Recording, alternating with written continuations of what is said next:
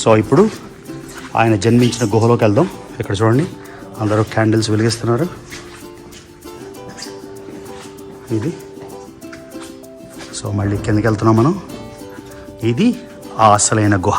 Okay, నాకే goose bumps. నేను 3 సార్లు చూశాను, అయినా 4వ సారి ఎంటర్ అవడానికి కూడా గూస్ బంప్స్ వస్తున్నాయి. ఫాదర్ అదిగోండి నీళ్ళు చేసి మొక్కుతున్నారు. లోపలికి వెళ్తున్నాం. ఇదిగోండి యేసు ప్రభువు జన్మించిన స్థలం చూసారు కదా.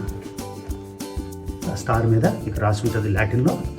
ఆయన కరెక్ట్గా జన్మించిన ప్రదేశం అని మీకు చూపిస్తున్నా మొత్తం.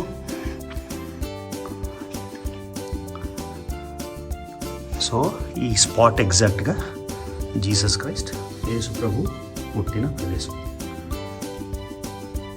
ఈ లోపల ఆ స్టోన్, ఆ రాయ ఆయన పుట్టిన ప్రదేశం. దాని చుట్టూరు ఒక సిల్వర్, ఒక వెండితోని ఒక స్టార్ వేశారు.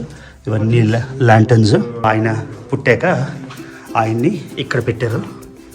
సో జీసస్ని పుట్టిన తర్వాత ఇక్కడ పెట్టి ఇక్కడ ఫస్ట్ టైం పెట్టారు. సో లాటిన్స్ ఏమో దీన్ని ప్రేయర్ చేస్తారు, గ్రీక్స్ అండ్ మిగతా వాళ్ళందరూ ఇక్కడ ప్రేయర్ చేస్తారు. ఇదిగోండి, ఇది మొత్తం ఆవులసాల. సో మీకు క్రిస్మస్ నాడు ఇది షేర్ చేసుకున్నందుకు చాలా సంతోషంగా ఉంది. Merry Christmas to everyone. అది విషయం. సో అదృష్టం చూడండి, లాస్ట్ టైం వచ్చినప్పుడు 2 కిలోమీటర్ల క్యూ. ఇప్పుడు నేను ఒక్కడనే ఉన్నాను క్రీస్తు పుట్టిన ప్రదేశంలో. ఓన్లీ రవి, ఇంకెవరూ లేరు. అదే మన క్రీస్తు పుట్టిన ప్రదేశం చూడండి. సో ఆయన పుట్టిన వెంటనే అక్కడ వేశారు ఉయ్యాల్లోని. సో ఇదన్నమాట విషయం. బాగుంది కదా.